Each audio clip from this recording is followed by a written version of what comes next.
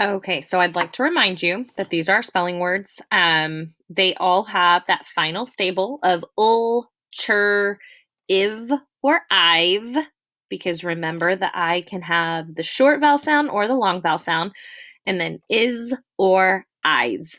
Same thing applies to that. Um, there were only a couple activities assigned last week with your spelling words, and they were actually in the textbook. So, again, if you did not get those activities done, that's what you need to get done for this week. If you stayed on track, you are good to go. I am going to reread the spelling words for you, and then we will go into our fable.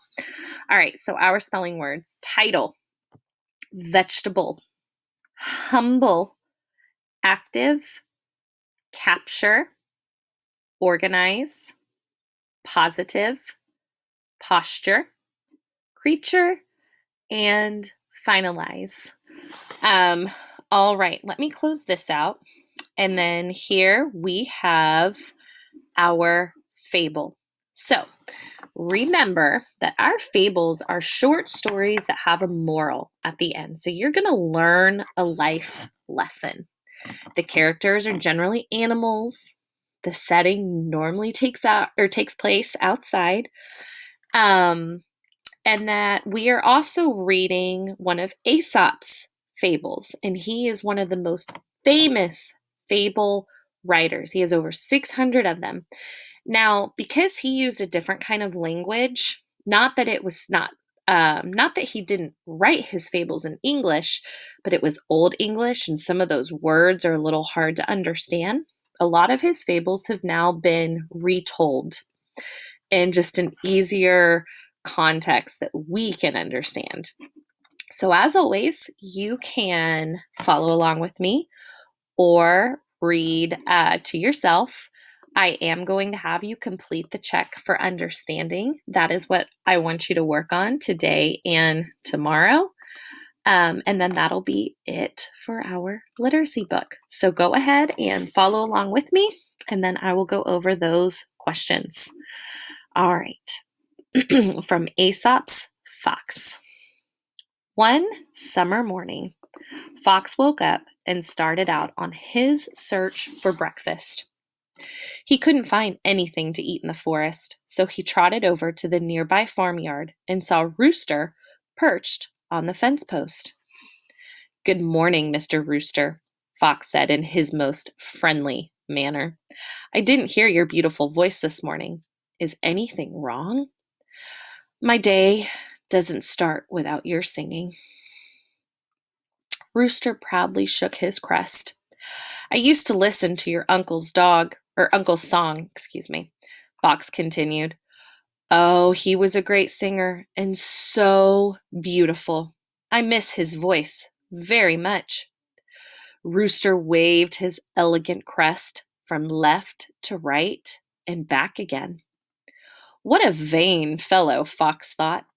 "Can you sing as well as your uncle?" Fox asked. "Of course I can. I sing much better." Rooster finally answered proudly. He opened his beak and took a deep breath. "Wait," said Fox. "When your dear uncle sang, he shut his eyes very tight and stretched his neck very straight. Then he sang his heart out." "I can certainly do that," said Rooster. "He shut his eyes very tight and stretched his neck very straight. Cock-a-doodle-doo! Cock-a-doodle-doo!" Fox leaped at him, seized him by the throat, and ran toward the forest. The farmer saw Fox and began to chase him. "Stop, thief!" he cried, and came closer and closer. "My dear Fox," Rooster said as Fox held him tightly in his jaws, "why don't you just tell him that I belong to you?" What a good idea, Fox thought. He opened his mouth and called to the farmer, "This is my rooster, my breakfast." At that instant, Rooster flew up to a tree branch. The hungry fox said to himself, trotting away, "Think before you speak." As Fox walked along, he heard some strange, rasping sounds, and in a few moments he saw a large boar sharpening his tusks on the trunk of a tree. Zip, zip, zip. "I beg your pardon," said Fox. "Why are you doing that?" "I'm sharpening my tusks," Boar replied. "These are the only weapons I have to fight my enemies. Unlike you, I have no sharp claws or fast feet." Fox looked about, except for the noise Boar made. The forest was silent and peaceful. Surely this boar was a fool to spend his time this way when there was no need. "But there's no danger here that I can see," Fox said. "Not at this moment," replied Boar, "but when the hunters come after me with their dogs, then it will be too late to sharpen my tusks." He went back to the tree. Zip, zip, zip. Fox walked away and thought, "He's right. If you are prepared to defend yourself, you have nothing to fear." Fox was very hungry now. He soon came upon a large vineyard at the edge of the forest. Bunches of juicy grapes hung from a trellis. They looked ripe and ready to eat. They smelled delicious. What beautiful grapes! Fox licked his lips and jumped up to get a bite of the purple bunches. But he couldn't reach them. He jumped again and again and again, but the grapes remained beyond his reach. He could get nothing. Finally, he turned away and said angrily, "I didn't want those grapes anyway. Look at them. They're probably sour." He walked back into the forest. Boar, who had been watching, said, "We often pretend to dislike what we can't have." It was lunchtime now, and Fox was still without food. Then Fox saw Crow sitting on a branch with a piece of cheese in her beak.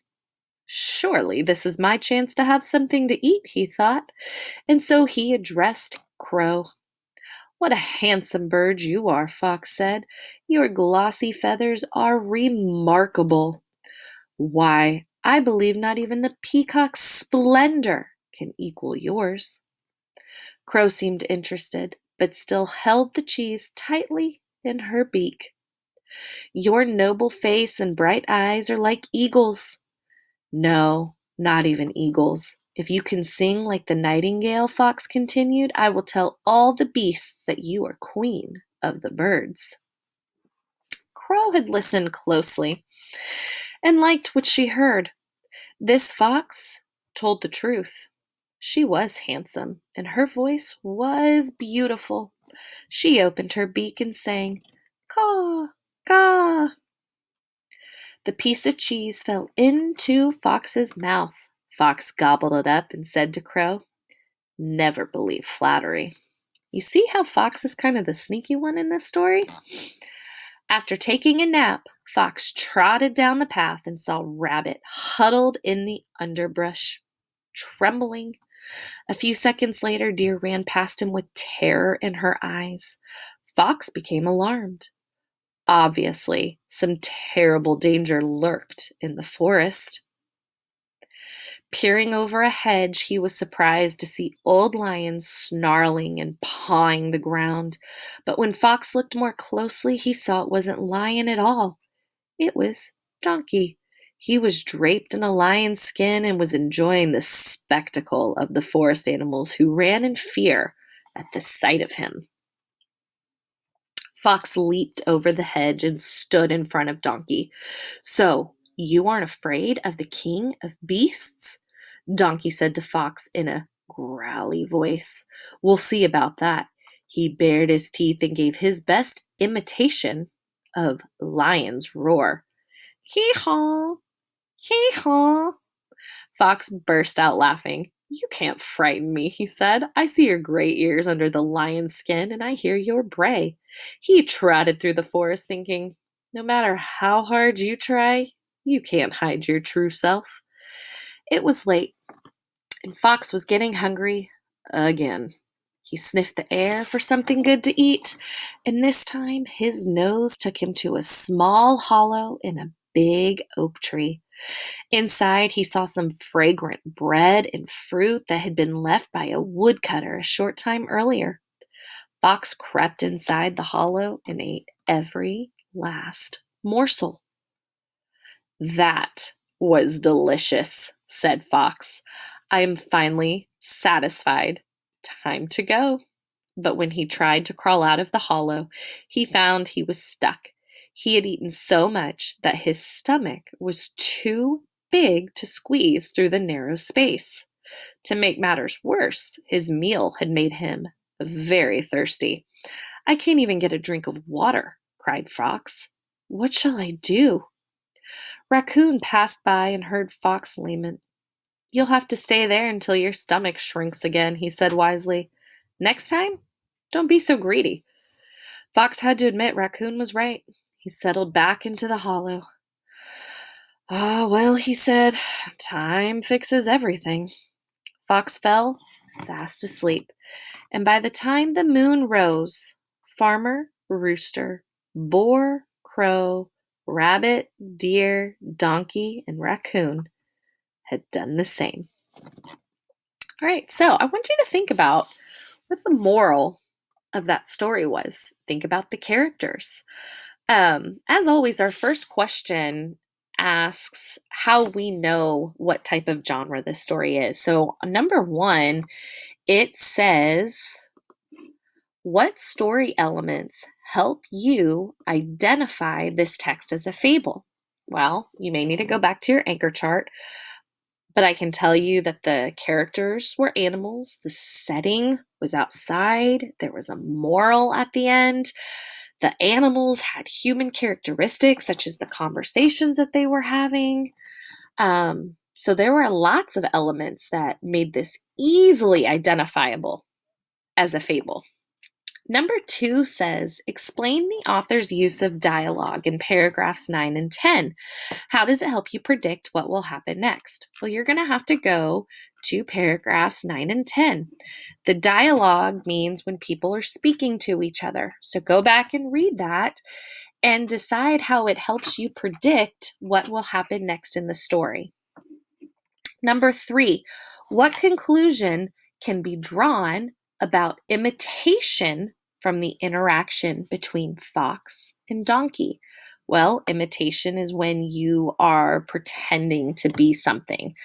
And then interaction is how two people act around one another, how they talk, they converse with each other. So what conclusion can be drawn? So as you read that, what did you think? What was happening there? And then number 4, synthesize information to make a connection between the characters of Rooster and Crow. So remember, synthesize is you are in your mind making connections and, okay, what does this really mean based on the connection between Rooster and Crow? I will revisit these questions tomorrow. So if you want to wait, go ahead. As always, I encourage you to answer these questions first and then check your work when I go over it. I hope you guys enjoyed this fable. I thought it was great and that there were some great lessons learned. All right, I will be back with our writing.